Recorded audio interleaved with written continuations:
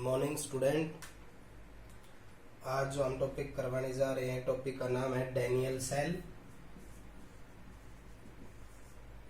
Daniel cell का ये जो नोट्स हैं वो मैं आपको दे चुका हूँ ऑलरेडी। इसको एक बार मैं आपको समझा देता हूँ। तो डैनियल सेल जो होती है, इसको हम 3 पार्ट के अंदर लेके चलेंगे। नंबर 1 जो ई सेल आपका इसका होता है वो आपका 1.1 वोल्ट होता है, ये बात ध्यान रखना, ठीक है। डैनियल सेल की वोल्टेज बता दी आपको। तो इसको कैसे करेंगे, हम ये लेके चलेंगे। एक ये बिक कर लिया, एक ये बिक कर लिया। इलेक्ट्रोकेमिकल सेल ही होती है डैनियल सेल, जैसे हम पहले करवा चुके हैं। इसको शार्ट ब्रिज से इसको जोड़ दिया। जोड़ने के बाद इधर कौन सा इलेक्ट्रोड होगा, जिंक इलेक्ट्रोड होगा। इधर कौन सा इलेक्ट्रोड होगा, इधर कॉपर इलेक्ट्रोड होगा। जिंक और कॉपर। जिंक जो इलेक्ट्रोड है आपका, ये किस में डिप है, ZnSO4 एक्वस में।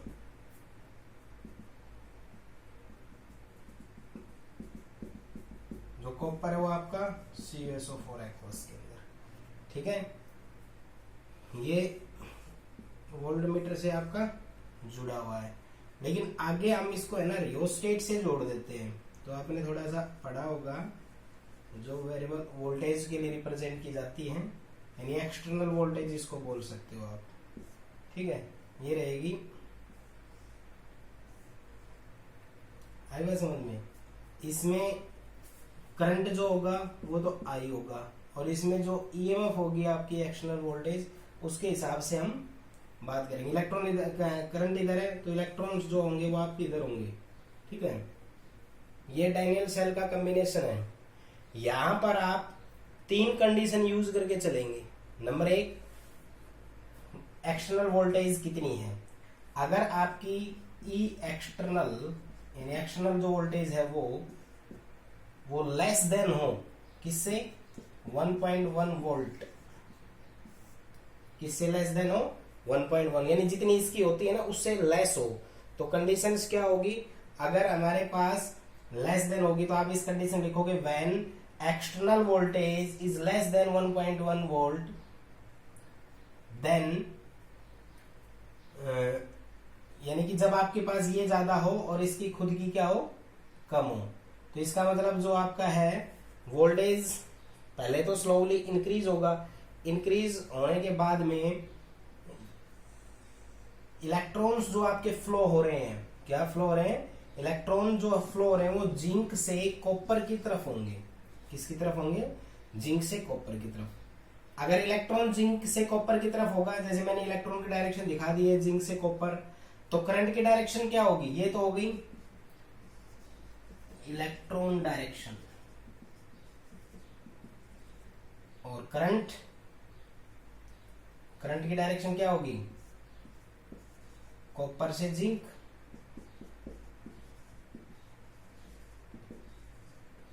कॉपर से जिंक। तो आपको क्या बताना है, जब वोल्टेज इतनी ज्यादा हो तो करंट इधर फ्लो होगा, और आपके वोल्टेज सॉरी इलेक्ट्रॉन जो है वो जिंक से कॉपर की तरफ, तो करंट आपका इससे इसकी तरफ फ्लो करेगा, ठीक है। ये चीज होने के बाद में आपको बताना है, जिंक जो है वो एनोड पे डिपॉजिट होगा, और कॉपर जो है वो आपका कैथोड पे डिपॉजिट होगा। तो आपने 3 केस लेके चलने हैं। पहला केस है, अगर आपकी एक्सटर्नल वोल्टेज जो है वो, पहला जो पॉइंट है उसके अंदर क्या लेके चलेंगे, जो एक्सटर्नल वोल्टेज है उससे ये वोल्टेज क्या हो, ज्यादा हो, यानी कि लेस हो, एक प्रकार से 1.10 से लेस हो, यानी कि ये वाली वोल्टेज ज्यादा हो और एक्सटर्नल कम हो। ये कंडीशन यूज कर लो, ठीक है। दूसरे वाले के अंदर उल्टा कर दो, दूसरे वाले के अंदर क्या हो जाएगा, उल्टा कर दो। तीसरे वाले में इक्वल कर दो। तो ये 3 डायरेक्ट आपको बताना पड़ेगा। तो ए केस ही हो गया। बी केस में मैं कहता हूं ई एक्सटर्नल है, ये आपका 1.10 की इक्वल है, मान लिया। यानी कि जितनी वोल्टेज ये डेवलप करेगा उतनी ही वोल्ट, क्योंकि डैनियल सेल की इतनी होती है, मैं पहले बता चुका हूं। तो ये तो डेवलप इतनी कर सकता है मैक्सिमम, और एक्सटर्नल भी इतनी कर दो। दोनों का पोटेंशियल डिफरेंस कितना, 0। तो सर आप क्या कहोगे, when external voltage is less then, सबसे पहले जो एक्सटर्नल वोल्टेज इससे लेस हो, तो धीरे धीरे धीरे धीरे इंक्रीज होती जा रही है। यानी कि 1.1 से लेस है, फिर ये बढ़ती जा रही है, यानी कि 1 मान के चलता हूं तो धीरे धीरे इंक्रीज हो गई, इंक्रीज हो गई, इंक्रीज हो गई, इंक्रीज होते होते वो कितनी हो गई 1.10। ठीक है, यानी कि जो इससे लेस थी और धीरे धीरे धीरे धीरे इंक्रीज होती जा रही है और एक स्टेज आ जाती है, वहां पर वोल्टेज कितनी हो जाती है एग्जैक्टली 1.10। ठीक है, तो इसका मतलब जितना इसमें उतना इसमें, तो नो करंट फ्लो। ठीक है, और स्टॉप्स हो जाएगी, बैटरी जो है वो आपकी स्टॉप्स हो जाएगी, काम नहीं करेगी। तो सिर्फ पहला पॉइंट क्या, जब एक्सटर्नल वोल्टेज लेस हो इससे तो आपका जिंक से कॉपर की तरफ इलेक्ट्रॉन फ्लो होगा, तो कॉपर से जिंक की तरफ करंट होगा, जिंक एनोड पे होगा, कॉपर कैथोड पे होगा। दूसरा केस, अगर वोल्टेज एक्सटर्नल वोल्टेज के से लेस है तो ये इंक्रीज करता जा रहा है, एक स्टेज आएगी कि एक्सटर्नल वोल्टेज और इंटरनल वोल्टेज दोनों की बराबर हो जाएगी, तो इसे ना इलेक्ट्रॉन इससे इसकी तरफ फ्लो करेगा और जो बैटरी है डैनियल सेल जो है वो काम करना बंद कर देगी। ठीक है, कोई भी करंट फ्लो नहीं होगा। अब आते हैं तीसरा, यानी कि सी के अंदर केस क्या बनता है, यही डायरेक्ट ये रहेगा। बी में ये बस आप जो आई था बी, जब बी का डायग्राम बनाना चाहते हो इसको, तो यहाँ पर इनको हटा दोगे, बाकी सब कुछ है इट इज, यहाँ पर आई 0 लिख देते हैं क्योंकि करंट ही फ्लो नहीं हो रहा है जब दोनों वोल्टेज बराबर हो जाती है। तीसरा केस क्या होता है कि एक्सटर्नल वोल्टेज है वो ज्यादा हो जाए, ये एक्सटर्नल किससे ज्यादा हो जाए 1.10 वोल्ट से, इससे ज्यादा हो जाए, ज्यादा हो जाएगा तो जैसा इसमें था उससे अपोजिट हो जाएगा, तो इसमें क्या हो जाएगा इलेक्ट्रॉन यहाँ कहाँ हो रहा है जिंक से कॉपर, तो इसमें इलेक्ट्रॉन हो जाएगा कॉपर से जिंक, करंट क्या हो जाएगा जिंक से कॉपर, और ये क्या हो जाएगा जिंक कैथोड और कॉपर एनोड, और जो ये ज्यादा रहते हैं इसके अपोजिट डायरेक्शन में फ्लो करेगा। ठीक है, तो ये तीनों के तीनों आपको केसेस लेकर डैनियल सेल को पढ़ना है। पहला केस लेस हो, दूसरा केस इक्वल हो, तीसरा केस ग्रेटर हो। तो लेस और ग्रेटर हो तो ये दोनों तो अपोजिट होंगे, और जब इक्वल हो तो उसमें करंट फ्लो नहीं होगा, ये डैनियल सेल। और डैनियल सेल की वोल्टेज हमेशा ध्यान रखें, जिंक और कॉपर के बीच में जैसे इसमें वर्कआउट कैसे होता है, जिंक ऑक्सीडाइज होता है Zn2 positive plus 2 electron, copper जो है वो रिड्यूस होता है, कॉपर इलेक्ट्रॉन कैंसिल आउट हो जाएगा, Zn क्या जाएगा Cu2 positive, Zn2 positive plus Cu। तो ये जो सेल बनी ना, यहाँ पे जिंक 0 चार्ज, यहाँ पर +2 ऑक्सीडेशन, यहाँ +2 ये 0 रिडक्शन, तो इसमें ऑक्सीडेशन रिडक्शन दोनों में साथ हो रही है, इसको हम क्या कहते हैं इलेक्ट्रोकेमिकल सेल। बट जिंक और कॉपर है उस केस में क्या कहते हैं डैनियल सेल। जिंक और कॉपर में जब हम ई सेल निकालेंगे, ई नोट ऑफ सेल निकालेंगे तो क्या होगा ये E note of cathode minus E note of anode. तो ये जब इसकी जिंक कॉपर की वैल्यू रखते हैं तो ये वाली जो वैल्यू अपनी ये आ जाती है 1.10 वोल्ट। ठीक है, तो इसको ये हम क्या कहते हैं, इसको हम कहते हैं standard electrode potential for Daniel cell. कितनी होती है 1.10। क्लियर। तो इस टॉपिक में हम आपको बता चुके हैं डैनियल सेल। इसके बाद जो आपका टॉपिक है वो है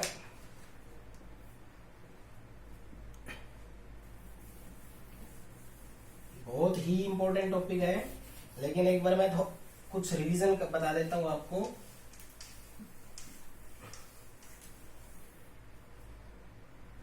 SHE मैं बता चुका हूं, फिर भी एक बात सुन लो ध्यान से कि SHE में क्या होता है, ये भी कर लिया हमने।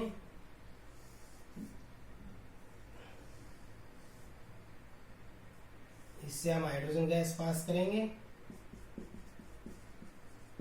ठीक है,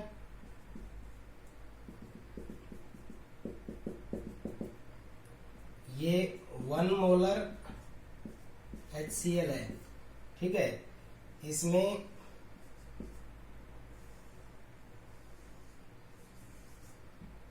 ये प्लेटिनम फॉयल होती है और ये प्लेटिनम वायर होता है। 1 मोलर HCl है, तो इसको बता दोगे आप।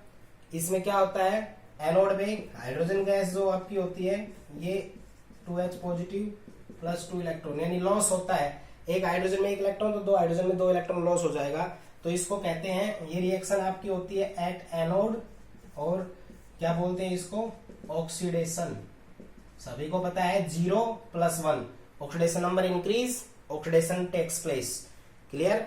सभी बच्चे एक बात ध्यान से सुन लें, जब भी कोई भी आयन में आए तो वो हमेशा एक्वस में रहेगा, कंसंट्रेशन जो रहेगी उसके अंदर वो मिक्स होता है। दूसरा होता है कैथोड। कैथोड में क्या हो जाएगा, यही हाइड्रोजन 2 इलेक्ट्रॉन गेन करेगा और ये बनेगा, तो इसको क्या कहेंगे, रिडक्शन। ओवरऑल प्रोसेस क्या हुई, H2 plus 2H positive is equal to 2H positive plus H2। तो ऑक्सीडेशन रिडक्शन दोनों साथ हो रहे हैं, एनोड और कैथोड पे होने वाले।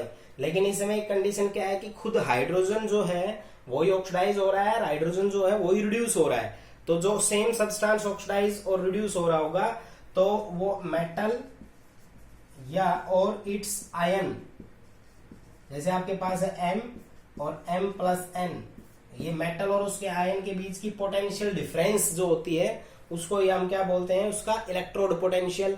या कह सकते हैं कि किसी भी मेटल की टेंडेंसी इलेक्ट्रॉन गेन करने की और लूज करने की, उसको क्या बोलते हैं हम, इलेक्ट्रोड पोटेंशियल। तो हाइड्रोजन यहाँ पर ये कंडीशन रखता है और यहाँ पर ये रखता है, तो जब आप इसकी ई नॉट ऑफ सेल निकालोगे वो क्या आएगी, 0, क्योंकि ये जितना गेन लॉस करेगा उतना ही गेन करेगा। तो ई नॉट ऑफ सेल क्या है, वो आपकी 0 होगी इन केस ऑफ हाइड्रोजन। इसीलिए हम इस वाले इलेक्ट्रोड को रेफरेंस इलेक्ट्रोड के तौर पे यूज करेंगे, यानी किसी की भी वैल्यू जब कैलकुलेट करनी होगी तब हम इसका यूज करेंगे। क्यों? क्योंकि इसकी वैल्यू 0 होती है कैथोड पे, सॉरी इसकी इलेक्ट्रोड पोटेंशियल क्या होती है, 0 होती है। इसलिए जैसे आप इलेक्ट्रोकेमिकल सेल पढ़ते थे, इलेक्ट्रोकेमिकल सेल में अगर आपको जिंक के लिए निकालना है तो आपके पास 2 बीकर होते थे, ये जिंक था, अभी 2 मिनट पहले मैंने डायग्राम बनाया था यही डैनियल सेल वाला, ये जिंक है। डिप किस में है, ZnSO4 एक्वस, ये किस में है, 1 मोलर HCl। लेकिन अगर आपको जिंक की वैल्यू कैलकुलेट करनी है, किसकी, जिंक की, तो यहां पर हम कॉपर था ना उसको रिप्लेस कर देंगे इससे, ठीक है। क्यों?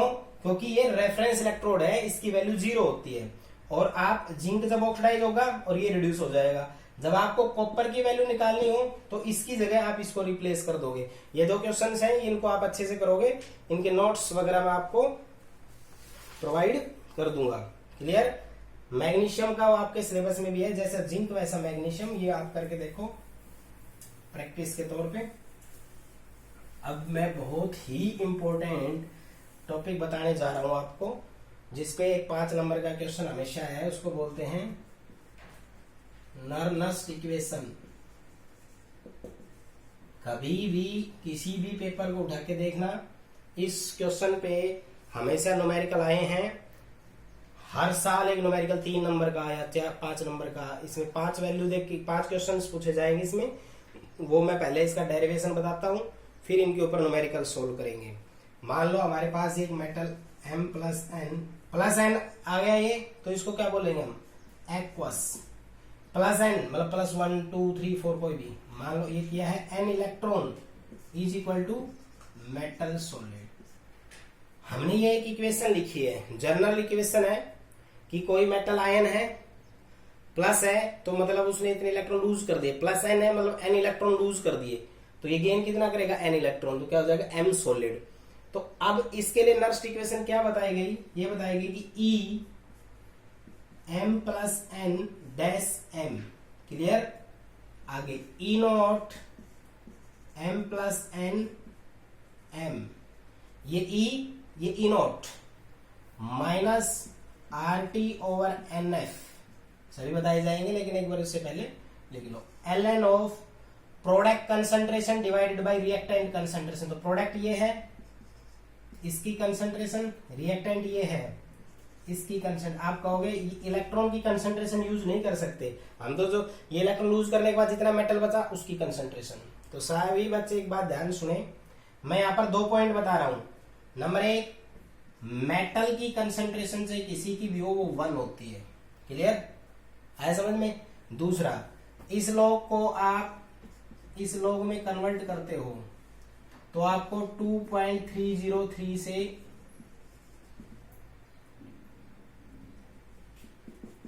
मल्टीप्लाई करना पड़ेगा।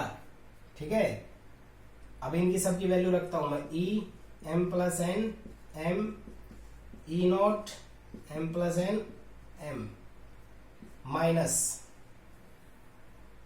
वैल्यू पुट अप करना शुरू करो इनकी। बताओ कैसे करेंगे। इसको हटा रहा हूं मैं 2.303, आर की वैल्यू रख रहा हूं मैं। ठीक है, आर की वैल्यू कितनी होती है 8.314। टी स्टैंडर्ड कंडीशन पे टेम्परेचर कितना होता है 298 केल्विन।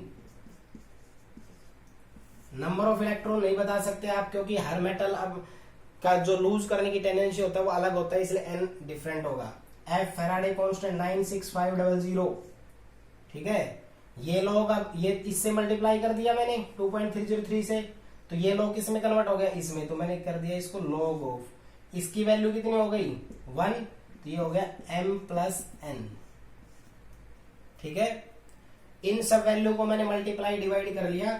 तो आपको तो सीधा फॉर्मूला याद रखना है, लेकिन एक बार बताना पड़ता है।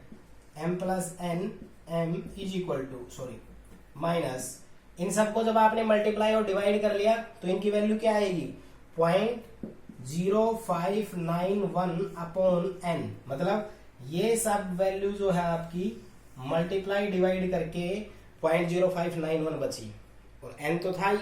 Log of 1/m plus N concentration. Clear, इसको बोलते हैं हम नर्स्ट इक्वेशन। क्या बोलते हैं, नर्स्ट इक्वेशन। अब इनके नोटेशंस पे आते हैं। ई सेल क्या होती है, इलेक्ट्रोड पोटेंशियल। क्या बोलते हैं इसको, इलेक्ट्रोड पोटेंशियल। इसको स्टैंडर्ड इलेक्ट्रोड पोटेंशियल।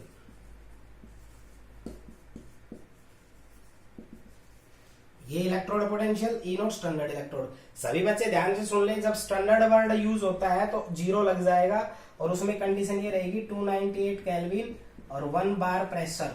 इन कंडीशंस के ऊपर हम यूज करते हैं, बताने की जरूरत नहीं होती। इन पे जो चीज होगी उसको हम ई नॉट से रिप्रेजेंट करेंगे।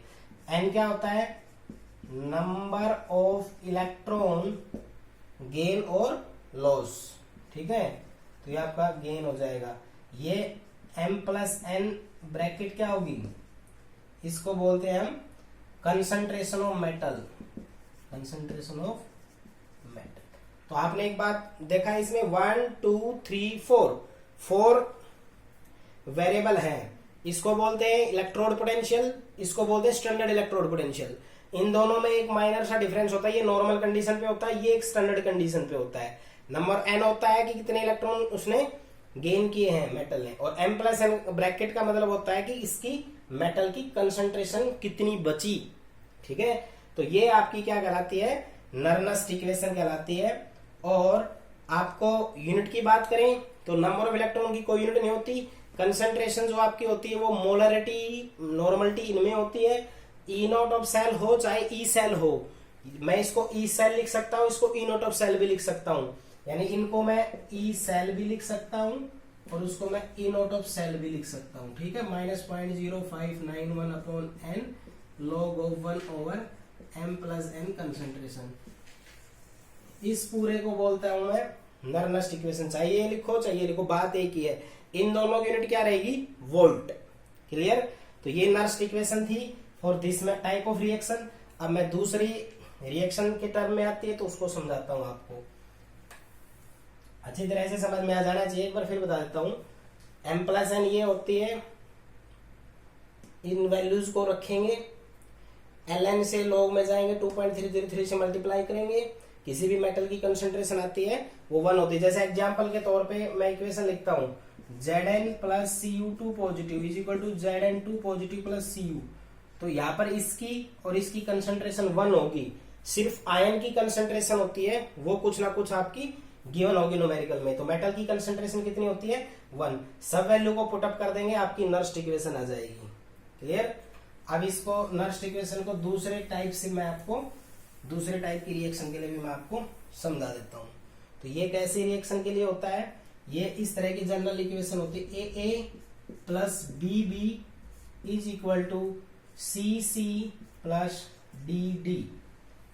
ए a plus b b plus c c plus d d, इस तरह कोई जनरल रिएक्शन है तो उसके लिए क्या होगी, E cell is equal to E not of cell minus 0.0591 upon N log of product concentration, तो प्रोडक्ट में ये सी कोफिशिएंट इसके पावर में ये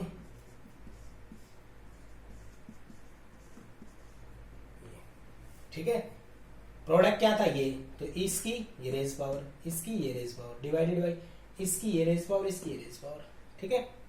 अब ये तो जनरल इक्वेशन है। मान लो वैसे कोई इक्वेशन गिवन हो, जैसे मैंने बताया ZnCu2 पॉजिटिव डायनियल सेल के लिए, तो क्या हो जाएगा Zn2 पॉजिटिव प्लस Cu। इसके लिए नर्स्ट इक्वेशन बढ़ाओ, E cell E not of cell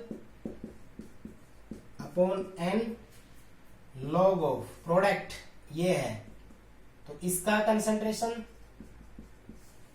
और कॉपर का concentration divided by product concentration, इसका और इसका।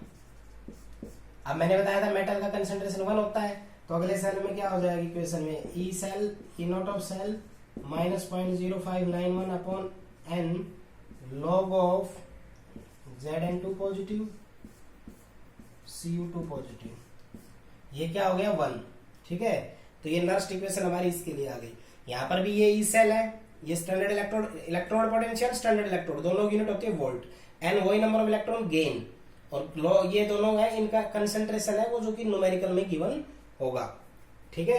तो Nernst equation for single and for double Daniell type cell के लिए भी मैंने आपको बता दिया। सारे बच्चे इसको ध्यान से अच्छे से करें, ठीक है, कर लोगे। फॉर्मूला अच्छे से ध्यान रखो, ये नर्स्ट इक्वेशन होती है, इक्वेशन के हिसाब से ही आपको इसको बनाना होता है। थर्ड जो इक्वेशन है आपकी, इक्वेशन तो नहीं कह सकते उसको, हम बोलते हैं इक्विलिब्रियम कांस्टेंट निकालना।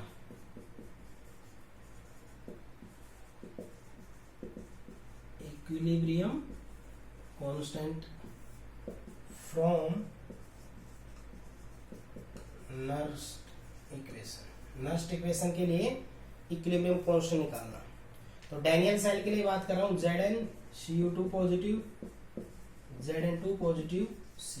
तो ई नर्स्ट इक्वेशन बनाओ इसकी, क्या होगा, E cell E not of cell 0.0591 upon N log of product Zinc2 positive, इसका 1 हो जाएगा, रिएक्टेंट Cu2 पॉजिटिव। ये इक्वेशन बनी आपकी, ठीक है। सब हम इनके अंदर जब इनकी वैल्यू पुटअप वगैरह करके हम एट लास्ट में ये सब RT और NF से निकाल के हमने किया, लेकिन आपको पता है ना Zn2 positive product upon Cu2 positive equilibrium constant की टर्म में निकालना है। तो इक्विलिब्रियम कांस्टेंट क्या होता था, product concentration divided by reactant concentration, और रिप्रेजेंट किससे करते थे, Kc, ठीक है। तो इसको यहाँ पुटअप करेंगे तो क्या हो जाएगा, E cell E not of cell minus 0.0591 upon N log of Kc। अब आपको क्या करना है, कंडीशन यूज करनी है कि नर्स्ट इक्वेशन इक्विलिब्रियम कांस्टेंट जब है तो इक्वेशन की बात हो रही है इक्विलिब्रियम में। इक्विलिब्रियम में जो होती है इक्वेशन, तो ये इसमें और ये इसमें बराबर अमाउंट में जा रहा है, बराबर में जा रहा है तो दोनों की पोटेंशियल इक्वल है। तो उसमें क्या हो जाता है, उसका ई सेल जो होता है वो हो जाता है 0। तो क्या हो जाएगा, ई सेल आपका अगर हो गया है 0 तो क्या होगा, यहां 0 पुट कर दो, 0 बराबर E not of cell minus 0.0591 upon N log of Kc। इसको इधर ले आओ तो ई नॉट ऑफ सेल किसके बराबर हो गया, 0.0591 upon N log of Kc। ये आपकी इक्वेशन बनी, E not of cell is equal to 0.0591 upon N log of Kc। इसको मैंने कांस्टेंट रख दिया, इक्विलिब्रियम कांस्टेंट, ठीक है। इसको मैंने 0 रख दिया, ये दोनों ही पॉइंट बदलेंगे नर्स्ट इक्वेशन में, ये 0 हो जाएगा इक्विलिब्रियम कंडीशन पे, और Zn2 पॉजिटिव और Cu2 पॉजिटिव जो रेशियो होता है प्रोडक्ट और रिएक्टेंट कंसंट्रेशन का, उसको हम बोलते हैं इक्विलिब्रियम कांस्टेंट, उसको रिप्रेजेंट करते हैं Kc। तो अपने पास फॉर्मूला क्या बना, E not of cell N Kc, 3 variable है। E नॉट ऑफ सेल को किसे मेजर करते हो आप, वोल्ट में। N वही इलेक्ट्रॉन, गेन कितने किए, 1 2 3 4। कांस्टेंट इसकी यूनिट रहेगी, ये यूनिटलेस रहेगा। क्यों, क्योंकि Kc जो होता है वो प्रोडक्ट अपॉन रिएक्टेंट कंसंट्रेशन होता है, तो कंसंट्रेशन डिवाइडेड बाय कंसंट्रेशन की यूनिट कैंसिल आउट। तो आपको 1 2 और 3 वैल्यू में से कोई भी 2 वैल्यू देगा और आपको दूसरी निकालनी। तो आपको ये 2 पॉइंट्स ध्यान रखना है। इक्विलिब्रियम कंडीशन पे ई सेल 0 होता है, Zn2 पॉजिटिव C2 पॉजिटिव को हम Kc करते हैं, तो वो इसकी टर्म में ये डेरिवेशन आपका बन जाएगा। क्लियर। नेक्स्ट है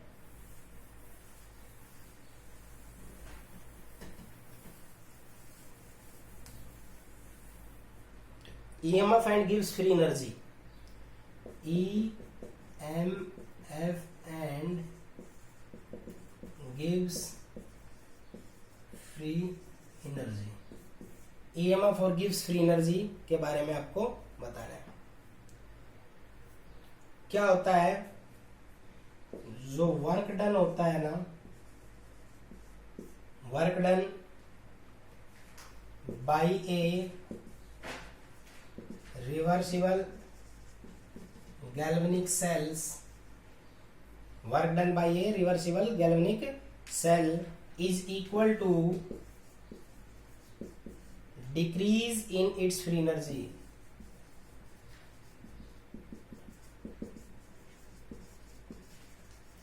Decrease in its free energy मतलब वर्क डन कोई भी रिवर्सिबल, जैसे हमने डायल सेल टाइप में लिया है, उसका जो वर्क डन होता है वो decrease in its free energy आपका होता है। तो क्या होगा उसके लिए, delta G not is equal to minus N E not of cell F. ठीक है, ई नॉट ऑफ सेल जो भी कंसंट्रेशन टर्म है वो सब यूनिटी हो गया। तो हमारे ई सेल इक्विलिब्रियम कंडीशन के ई नॉट ऑफ सेल दोनों क्या होती है, इक्वल होती है। तो आप इसी को फॉर्मूले को अगर दोबारा से वो करो तो पहले तो ये केस में विदाउट, इसके बाद आप डेल्टा जी नोट लिख सकते हो क्या, minus N F E not of cell. ठीक है, इसको गिव्स फ्री एनर्जी है joule, number of electron, electron gain, Faraday constant, Faraday constant की वैल्यू होती है 96500, याद रखना इसको। और E not of cell direct दे, बहुत अच्छी बात है, वोल्ट नहीं तो क्या होता है, E not of cell is equal to E not of cathode, ये पिछले फॉर्म उसमें जा चुके हैं, ई नॉट ऑफ एनोड। मैं हिंदी में लिख के बता देता हूं, जब ये आए तो ज्यादा वैल्यू होती है और कम वैल्यू होती है। अगर आपको ई नॉट ऑफ सेल निकालना है तो आपको याद रखना है, दो जो वैल्यू गिवन होगी आपको न्यूमेरिकल करोगे तो पता चलेगा, एक वैल्यू कम होगी एक ज्यादा होगी, दोनों की वैल्यू अगर बराबर होगी तो ये वैल्यू 0 आ जाएगी। वो तो इक्विलिब्रियम कंडीशन होती है। जब ज्यादा और कम की बात हो तो 2 वैल्यू होती है, उनमें ज्यादा में से कम को घटाओ, कैथोड, एनोड, रिडक्शन, ऑक्सीडेशन, ये मत चेक करो, 2 वैल्यू देखो ज्यादा में से कम घटाना है तो उसको ई नॉट ऑफ सेल हम निकाल देंगे। तो ये हमारे पास गिव्स फ्री एनर्जी का रिलेशनशिप रहा। अब जो अगला जो रिलेशनशिप है हमारा वो है, ये सीधा फॉर्मूला है, ये +1 का डायरेक्ट फॉर्मूला यहाँ पर यूज होता है, डेरिवेशन तुम्हारे सिलेबस में नहीं है। वो फॉर्मूला है delta G note is equal to -2.303 RT log of Kc। ये फॉर्मूला आपका बनता है इक्विलिब्रियम कांस्टेंट और इसके बीच का रिलेशनशिप। तो ये तो गिव्स फ्री एनर्जी हो गई, 0 लगाया मतलब स्टैंडर्ड स्टेट, यूनिट रहेगी जूल। ये कांस्टेंट टर्म हो गई आर क्या होता है, gas constant 8.314 joule per kelvin per मोल, टी टेम्परेचर केल्विन 298, ये दोनों कंडीशन फिक्स है। ठीक है, ये क्या होता है, इक्विलिब्रियम कांस्टेंट, इसकी यूनिटलेस रहेगा, कोई यूनिट नहीं होगी। तो गिव्स फ्री एनर्जी और इसके बीच का रिलेशनशिप आए तो आप इसको रिप्रेजेंट करेंगे। आर जो गैस कांस्टेंट होता है वो जो यहाँ यूज होगा, स्टैंडर्ड वैल्यू यूज होगी, 0.0821 यूज नहीं होगा, 8.314 जूल पर केल्विन पर मोल यूज होगा। टी टेम्परेचर है वो 298 केल्विन यूज होगा। और Kc जो है वो आपका इक्विलिब्रियम कांस्टेंट है, और इसकी यूनिट क्या रहेगी, केल्विन। अब मैं ये जितने भी फॉर्मूले हैं इन सबको मैं आपके सामने रख देता हूं, जिनके ऊपर अब 5 नंबर का जो न्यूमेरिकल वो आता है वो करवाऊंगा। E cell E not of cell minus 0.0591 upon n log of 1/m plus n, एक तो ये था। दूसरा था E cell E not of cell minus 0.0591 upon n log of product concentration upon reactant concentration, जो आपका आएगा प्रोडक्ट कंसेंट्रेशन रिएक्टेंट इक्वेशन के हिसाब से आएगा। बाकी मैं जिंक और कॉपर के लिए लिख देता हूं Zn2 पॉजिटिव Cu2 पॉजिटिव। दूसरा जो था वो फॉर्मूला था हमारे पास E not of cell is equal to 0.0591 upon n log of Kc। अगला था हमारे पास delta G naught minus n E not of cell f। अगला जो था वो हमारा क्या था, delta G not is equal to minus 2.303 RT log of Kc। इन 5 फॉर्मूले के ऊपर ही आपका न्यूमेरिकल आने वाला है। सभी की यूनिट्स के बारे में डिस्कस करता हूं। दिस सब क्या है, ये इलेक्ट्रोड पोटेंशियल, ये standard electrode potential. Electrode potential और स्टैंडर्ड में डिफरेंस है। ये स्टैंडर्ड स्टेट पे होता है, मींस 298 केल्विन टेम्परेचर 1 बार प्रेशर पे। ये ईएमएफ, तो दोनों यूनिट क्या रहेगी, वोल्ट। तो ये 5 हो गए, एन एन एन एन, और ये 1 2 3 4 एन आ रहा है बार बार। एन है number of electron gain, number of electron gain.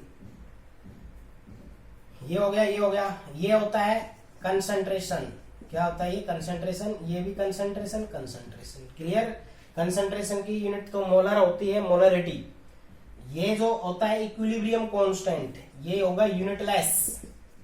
ये भी इक्विलिब्रियम कांस्टेंट। एन वही number of electron gain loss, number of electron. E not of cell ये वही है। तो 1 2 3 4 5 6 टाइम तो यही आया है। ये 2 आया है gives free energy. Free energy क्या होती है, जूल। ठीक है। आर गैस कांस्टेंट, इसकी value 8.314 joule per kelvin per मोल, और भाई टी टेम्परेचर है 298 केल्विन, ये fix. Equilibrium constant. F Faraday constant, क्या बोलते हैं, फैराडे कांस्टेंट। इसकी वैल्यू होती है 96500, याद कर लो। यहाँ पर 3 वैल्यू आई है जो कि आपको ध्यान रखनी है। वो है एक 96500, that is Faraday constant, 8.314 joule per kelvin per mole, and T is equal to 298 kelvin. और मैंने सब यूनिट्स बताई है। ये सब आपके क्या होते हैं, इसमें डिफरेंस पूछे ई सेल और ई नॉट ऑफ सेल में, ये इलेक्ट्रोड पोटेंशियल होता है, ये स्टैंडर्ड इलेक्ट्रोड पोटेंशियल होता है। यानी स्टैंडर्ड स्टेट 298 केल्विन 1 बार प्रेशर। बताने की जरूरत नहीं है, यूनिट सब दोनों की वोल्ट ही होती है। ठीक है। यानी कि सीधा सा है, ये तो वोल्टेज होती है नॉर्मल कंडीशन पे, ये एक फिक्स कंडीशन पे होती है, तो वोल्टेज ही होती है। ये भी गिव्स फ्री एनर्जी जूल में होती है। 0 लग रहा है तो ये भी स्टैंडर्ड स्टेट पे है। ठीक है। तो इन फॉर्मूले जो भी मैंने आपको बताए हैं, इनके ऊपर आपको अच्छे से न्यूमेरिकल्स, अभी मैं एक न्यूमेरिकल करवाऊंगा जिसमें 5 स्टेप्स होंगी, वो मैं आपको बता रहा हूं, और एक घर के लिए प्रैक्टिस दूंगा। और बाकी जो कल का वीडियो रहेगा वो टोटली न्यूमेरिकल्स करेगा। ठीक है।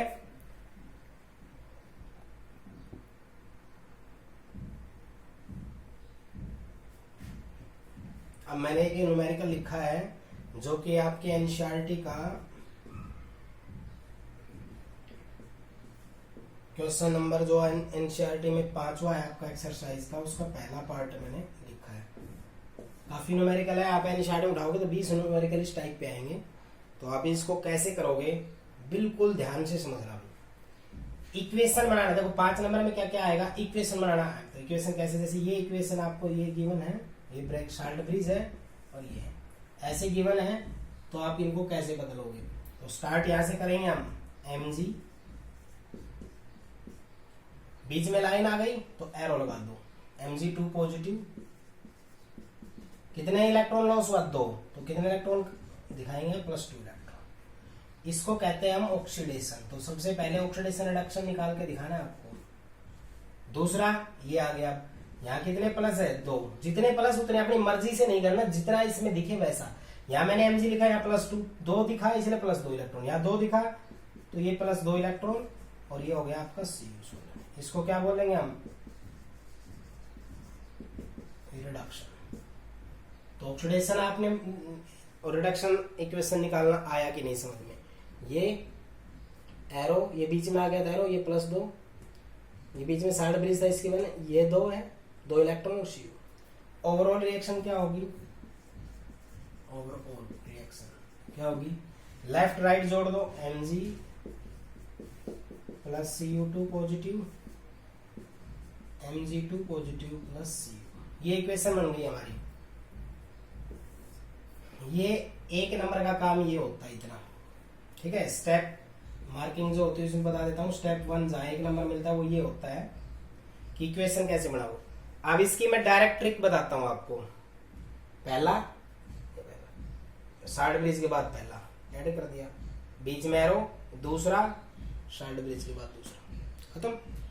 First second equation. बट आपको ये पूरा एनोड कैथोड दिखाना है। इसके बाद आप नेक्स्ट इक्वेशन बनाओ, E cell E not of cell -0.0591 upon n log of product concentration. तो ये है और ये है प्रोडक्ट। तो ये जो एरो है इसके इधर वाला ये प्रोडक्ट है, तो इसकी कंसेंट्रेशन और इसकी 1 होगी। आयन की कंसेंट्रेशन यूज करोगे, मेटल की कंसेंट्रेशन क्या होती है 1। रिएक्टेंट की आ गई है Cu2 पॉजिटिव। तो इक्वेशन भी बन गई आपकी।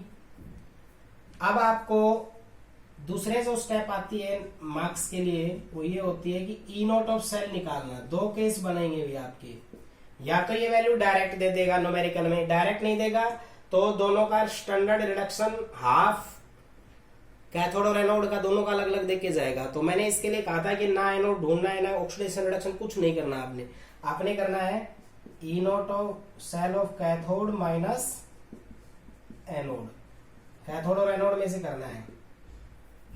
तो ई नॉट ऑफ सेल, अब कैसे ढूंढने कैथोड कौन सा एनोड कौन सा है, तो आप वो ढूंढने के बजाय सीधा जाओ दोनों वैल्यू पे। ये वैल्यू है, ये है और ये वैल्यू है ये। मैंने क्या बताया था, ज्यादा में से कम को घटा दो, अपने आप पता चलिए ये कैथोड है ये एनोड है, बस खत्म। तो ज्यादा वैल्यू +0.34 है या -2.37 +0.34, तो मैं यहाँ करूंगा +0.34 माइनस 2.347, सोल्व आउट करेंगे कितना हो गया 2.71 वोल्ट। ये स्टेप आपकी थर्ड थी। 1 नंबर यहां तक मिलेगा, दूसरा नंबर यहां तक मिलेगा। अब आप इक्वेशन निकालते हैं थर्ड स्टेप में। इसमें इसकी वैल्यू को पुटअप करना। अब ई सेल निकालना है आपको, ये 1 नंबर का आएगा E cell. E not of cell कितना हो गया 2.71 माइनस 0.0591 अपॉन एन। एन कितना होगा, तो यहाँ इन इक्वेशनों से देखो कितने इलेक्ट्रॉन्स की जरूरत हो रही है। 3 तरीके बताऊंगा इन देखने के लिए। यहाँ 2 है तो नंबर ऑफ इलेक्ट्रॉन भी 2 होगा। बट आप ऐसे देख लेना, यहाँ कितना 0, यहाँ कितना 2, डिफरेंस कितने 2 का, तो 2, यहाँ कितना 2, यहाँ कितना 0, तो डिफरेंस इतना हो उतने इलेक्ट्रॉन ना कभी माइनस में आएंगे ना। नंबर आपको पता है कितने इलेक्ट्रॉन गेन हुए या लॉस हुए, वो प्लस या माइनस सिर्फ रिप्रेजेंट करते हैं गेन और लॉस को, ठीक है, लॉग ऑफ। अब बात आती है Mg की कंसंट्रेशन। तो Mg ये है, कंसंट्रेशन ब्रैकेट में गिवन है 0.001। मैंने बताया था ना एम आएगा मोलरिटी कंसंट्रेशन की टर्म में है। कॉपर की है ये 0.0001। इसको सोल्व आउट करेंगे तो जो भी सॉल्यूशन आपका आएगा वो आपका वोल्ट में होगा। ये स्टेप 3 होती है। 1 नंबर यहां तक होगा, तो 1 में ये, 1 नंबर का ये और 1 का ये। तो सबसे पहले ऑक्सीडेशन रिडक्शन निकालना है, और रिएक्शन आ गई। इस इक्वेशन को देख के नर्स्ट इक्वेशन बनाओ। जो मैंने सेकंड टाइप की नर्स्ट इक्वेशन बताई थी वो होगा E cell E not of cell -0.0591 upon N log of product concentration reactant. Metal की कंसंट्रेशन हमेशा क्या रहेगी, सॉलिड जहां भी आए वो सॉलिड रहेगा, उसकी कंसंट्रेशन 1, और आयन रहेगा वो हमेशा एक्वस उस सॉल्यूशन में रहेगा, ठीक है।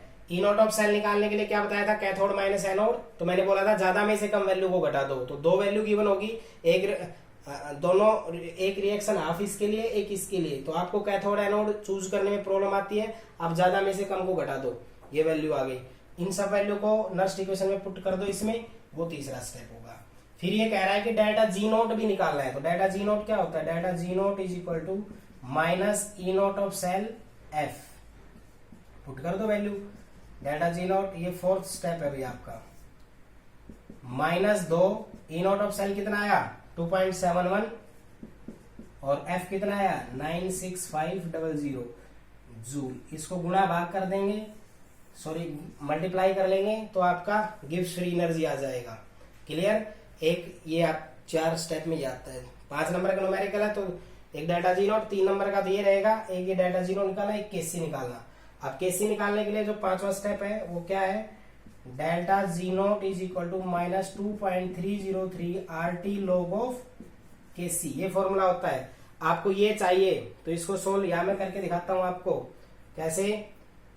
डेल्टा जी नोट की वैल्यू कितनी आ गई, ये आ गई है -2 into 2.719650 is equal to minus 2.303 R 8.314 T 298, ये वैल्यू रख दी और ये रख दी, और log KC, तो इस वैल्यू को नीचे ले आओ तो क्या होगा -2 into 2.719650 divided by 2.303 8.314 298 is equal to क्या आया log ऑफ KC। तो इसको सोल्व आउट करेंगे, ये माइनस से माइनस कैंसिल हो जाएगा, डिवाइड कर लेंगे तो log KC की टर्म में कुछ वैल्यू आ जाएगी। ठीक है, तो वहां से हम क्या निकाल लेंगे, KC निकाल लेंगे। कुछ भी नहीं है इसमें, ये वैल्यू रखने में थोड़ा सा वो हो रहा है। देखो डेल्टा जी नोट क्या होता है -2.303 RT log KC, delta G note जो आए वो रख दो, R आपको पता, T आपको पता, log KC। तो डेल्टा जी नोट और log KC जो है, तो KC निकालना है या डेल्टा जी नोट, तो आपको एक पता होना चाहिए, डेल्टा जी नोट पता हो गया, यहां रख देंगे तो KC आ जाएगा। तो ये 5 स्टेप का न्यूमेरिकल होता है, 5 नंबर में आता है। पहला स्टेप क्या होता है, आप ऑक्सीडेशन रिडक्शन बताया था, डायरेक्ट फर्स्ट, इसका फर्स्ट, सेकंड, इसका सेकंड। ठीक है, ऑक्सीडेशन रिडक्शन करना हो, this is equal to, next ये है, इसको लिख दो, अंदर कितने के डिफरेंस 2 इलेक्ट्रॉन्स का, इसमें 2 ये 0, 2 इलेक्ट्रॉन ऐड कर दो, लेफ्ट जोड़ दो राइट जोड़ दो, इलेक्ट्रॉन कैंसिल आउट हो जाएगा। नर्स्ट इक्वेशन बना लो। दूसरा स्टेप होता है इनोट ऑफ सेल निकालने का, क्या होता है कैथोड माइनस एनोड, ज्यादा में से कम वैल्यू घटाना, ये स्टेप बता दिए डायरेक्ट ट्रिक। ठीक है, वैल्यू को नर्स्ट इक्वेशन में पुटअप कर दो, E cell E naught of cell value रख दी, एन नंबर ऑफ इलेक्ट्रॉन कितने का है 2, लॉग प्रोडक्ट और रिएक्टेंट कंसंट्रेशन, मतलब इन दोनों की कंसंट्रेशन आपको न्यूमेरिकल में गिवन मिलेगी ही, ये रख दिया।